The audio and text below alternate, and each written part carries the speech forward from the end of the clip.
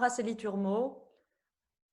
maître de conférence à l'Université de Nantes et directrice du Master 1 en droit européen et international.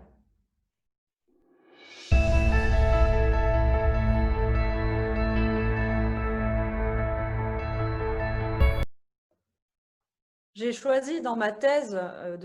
d'appréhender l'autorité de la chose jugée en droit de l'Union européenne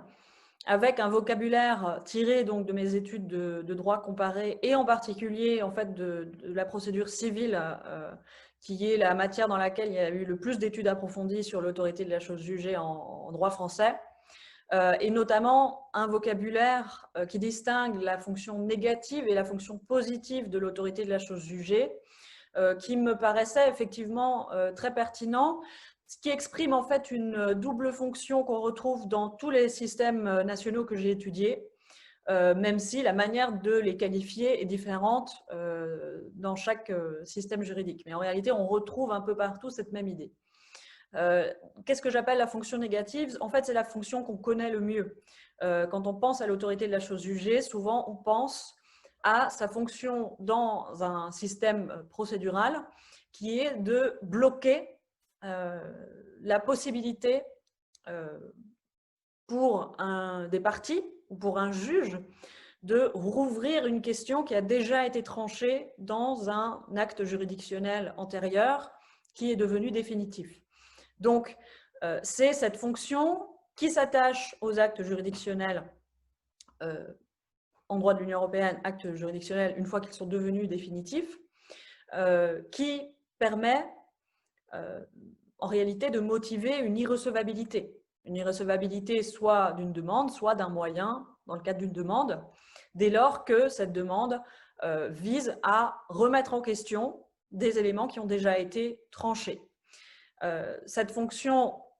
on l'a dit, négative parce qu'elle vise à bloquer le débat, bloquer la réouverture d'un aspect, d'un litige sur la base d'une décision juridictionnelle antérieure. Et cette fonction, en fait, elle existe dans tous les systèmes juridictionnels parce que c'est la base de l'autorité de la chose jugée, de cette immutabilité de ce qui a été tranché de manière définitive par le juge, c'est d'empêcher qu'on puisse recevoir des demandes qui en réalité visent à remettre en question ce qui a été jugé. Donc, dans le droit de l'Union européenne, très naturellement, la Cour de justice s'est mise à utiliser cet outil qui permet de rejeter, refuser l'accès en fait au prétoire pour un certain nombre de moyens, un certain nombre de recours qui en réalité viseraient à remettre en question des choses qui ont déjà été tranchées de manière définitive, sauf cas exceptionnels, évidemment, toujours les exceptions qui sont prévues dans les systèmes contentieux, par exemple révision dans le droit de l'Union européenne. Mais on a cette reconnaissance qui paraît très naturelle dans le contentieux de l'Union européenne et qui s'exerce suivant des modalités qui sont inspirées dans une certaine mesure du droit français, avec en particulier donc cette triple identité pour qu'un arrêt antérieur définitif puisse faire obstacle à la recevabilité d'une nouvelle demande. Il faut que la nouvelle demande soit identique à l'antérieure en termes d'objet, de cause et de partie. Et par ailleurs, on retrouve aussi des influences de tradition nationale et en particulier du droit français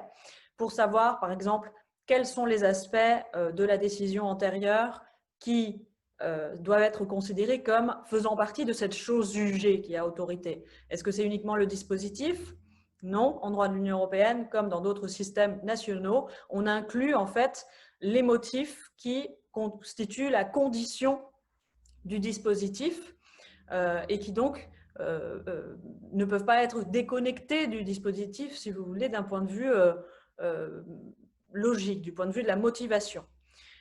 Donc, on a ainsi un régime qui s'est développé progressivement par la jurisprudence, de manière parfois pas très explicite au début, mais de manière de plus en plus cohérente au fur et à mesure de l'évolution de la jurisprudence et de l'accumulation d'arrêts, et qui joue, quelle que soit la juridiction de l'Union européenne, d'une manière qui sera familière à tout juriste européen habitué à travailler dans son propre système procédural.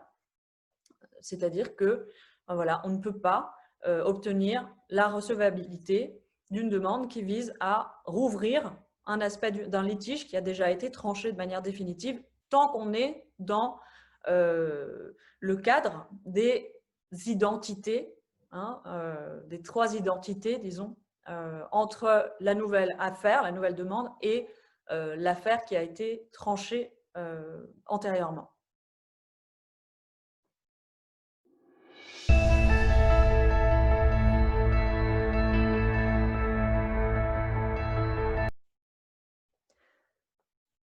L'autorité de la chose jugée, outre sa fonction la plus connue et qui en réalité correspond à une fonction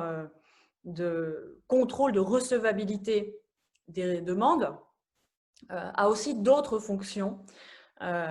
parce que en réalité, ce principe a un impact plus général sur la manière dont on est censé traiter en tant que juridiction les décisions juridictionnelles antérieures. Par exemple, on peut parler de l'autorité de chose jugée qui joue dans les rapports entre systèmes juridictionnels, à savoir qu'une juridiction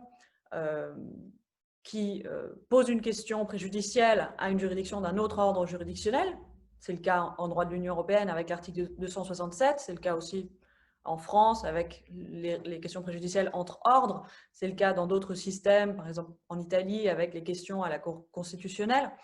Dans ce cas-là, on a une décision qui est donnée par la juridiction qui va répondre à la question préjudicielle. La question se pose, quelle est l'autorité de cette décision donnée par cette juridiction qui n'est pas dans mon système juridictionnel? Eh bien, en réalité, la réponse à cette question peut être résolue avec l'autorité de la chose jugée. Alors, non pas s'agissant de la portée normative éventuelle du contenu d'un arrêt, ça c'est une question qui est tout autre, mais la question de savoir que doit faire le juge qui a demandé à recevoir cette décision, que doit faire le juge auteur du renvoi préjudiciel. Eh bien, ce juge ainsi que les autres juges qui seront saisis du même litige, par exemple un juge d'appel qui serait saisi du même litige après la première instance, tous ces juges saisis du litige qui a donné lieu au renvoi préjudiciel ont une obligation de respecter l'arrêt donné par la Cour de justice, qui n'est pas une obligation vague de respecter la normativité de la jurisprudence de la Cour, qui est une obligation de respecter le fait qu'il s'agit d'un arrêt qui a été rendu et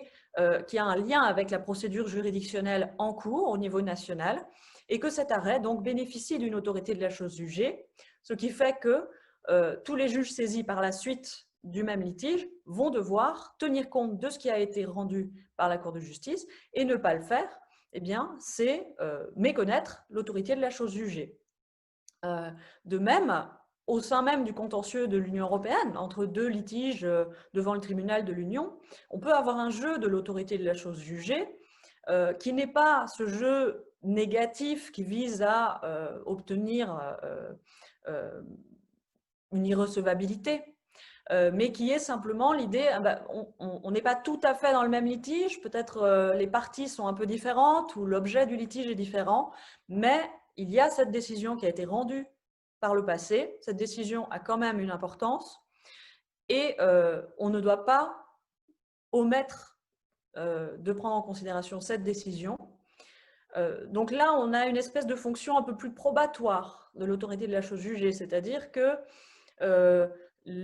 l'acte juridictionnel qui constitue donc la chose jugée bénéficie d'une autorité particulière, en principe ne sera pas remis en question dans un autre arrêt en tant que décision pour l'autre litige, et donc on ne remettra pas en question ce qui a été tranché concernant l'autre litige dans cet arrêt postérieur. Donc on a ainsi d'autres fonctions de l'autorité de la chose jugée. L'autorité de la chose jugée est aussi bien souvent mise en avant par les juridictions de l'Union pour insister sur la nécessité de respecter ce qui a été tranché préalablement. Par exemple, pour limiter l'accès aux procédures extraordinaires que sont la révision, la tierce opposition. On va mettre en avant la nécessité de garantir le respect de l'autorité de la chose jugée pour justifier une interprétation stricte des conditions d'accès à ces voies de recours. On a d'autres cas par exemple, avec le renvoi préjudiciel, de mobilisation de l'autorité de la chose jugée, puisqu'il n'y a pas de partie dans un renvoi préjudiciel, donc rien n'est tranché au sens de trancher un litige entre deux parties, mais il s'agit d'un acte juridictionnel, donc il est doté de l'autorité de la chose jugée, ça a été dit explicitement par la Cour de justice, et donc, dans n'importe quel autre litige postérieur, on n'aura jamais la triple identité qui permet une irrecevabilité. Simplement, si il s'avérait que dans un renvoi préjudiciel postérieur, par exemple, on souhaitait remettre en question ce qui a été tranché dans le premier arrêt, pas remettre en question l'interprétation du droit ou la conception que la Cour se fait de telle ou telle norme, mais remettre en question l'existence même de la décision qui a été rendue dans le litige dans un premier arrêt sur renvoi préjudiciel, ben là, on aura aussi la possibilité de faire jouer l'autorité de la chose jugée. Donc, en fait, on a tout un tas d'autres effets de l'autorité de la chose jugée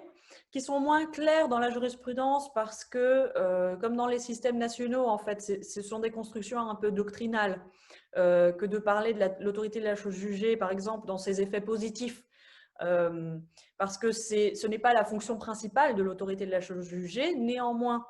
notamment dans le cadre de systèmes où on a des questions préjudicielles, c'est un effet tout à fait connu de l'autorité de la chose jugée et qui joue à plein en droit de l'Union européenne, par exemple entre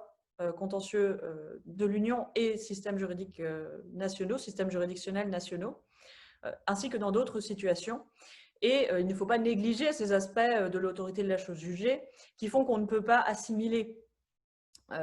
l'autorité de la chose jugée à son effet d'irrecevabilité avec le régime qui y est associé dans un système juridique. En fait, l'autorité de la chose jugée, c'est quelque chose de plus large, dont l'une des manifestations est cet effet négatif d'irrecevabilité, mais qui a d'autres manifestations également.